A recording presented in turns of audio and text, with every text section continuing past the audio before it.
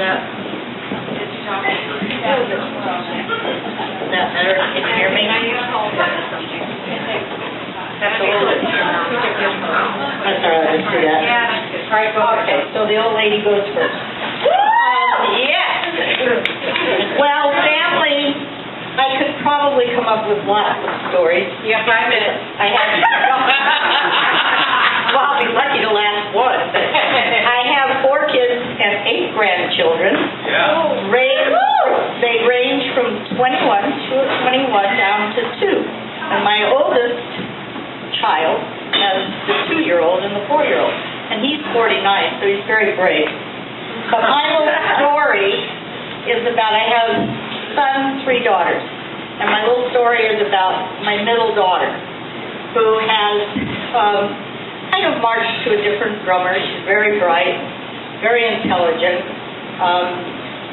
Brightness doesn't always lead you the right way.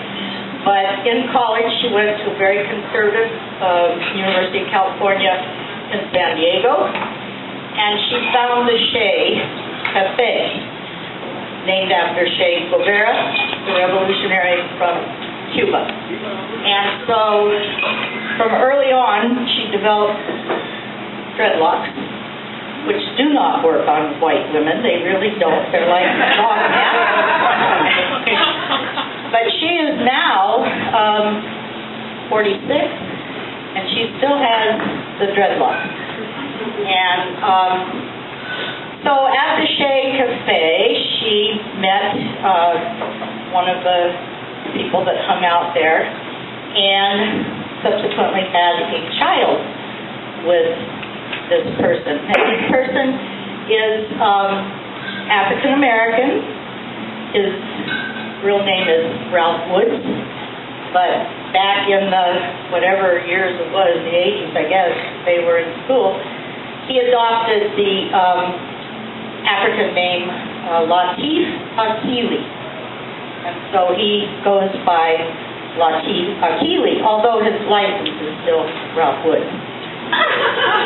So, my daughter has this child with Latif, and it's a boy, and so Latif wants to name his son after himself, the adopted name, Latif Akili. So now there's someone legally Latif Akili, and so that happened, and my daughter said, well, but that doesn't work because you're Latif.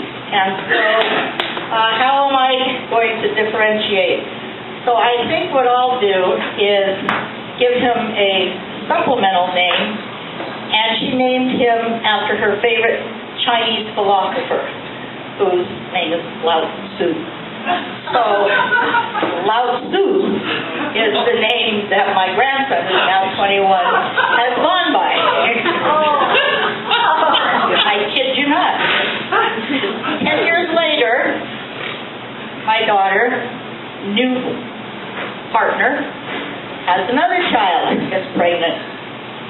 This time, it's a Chinese child. We have the international thing going on here. Chinese. And my cousin said, what's she going to do? She's used the Chinese name up on the black kid.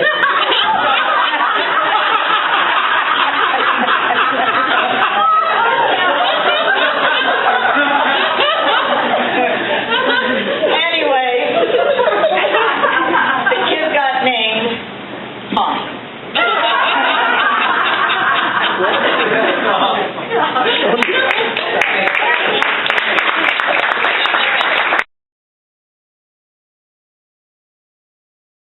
And my story is about sibling rivalry.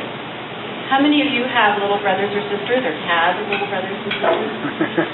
Okay, some of you there, yeah. Well, I had a little brother who was 4 years younger than me, and at that point in my life, he was 4 years younger. He was a boy, kind of a non-entity.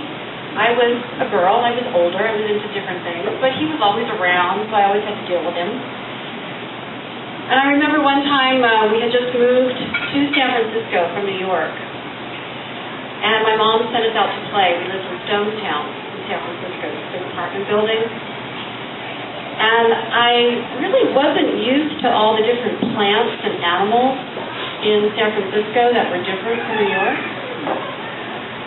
We were both outside on the sidewalk, and my little brother, who was about 2.5 at the time, looked at this thing crawling across the sidewalk and said, "Oh, what's that?"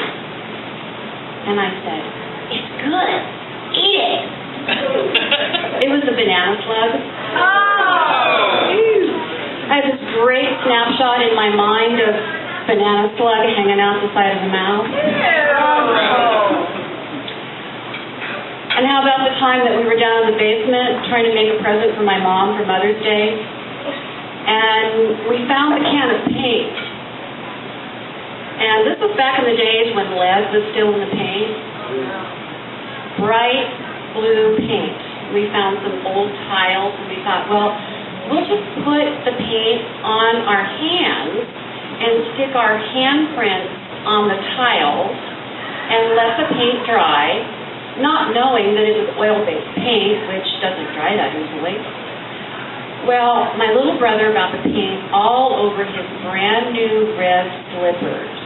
And I never heard the end of that. No mention of the tiles we made for Mom, but all about the paint all over the red slippers.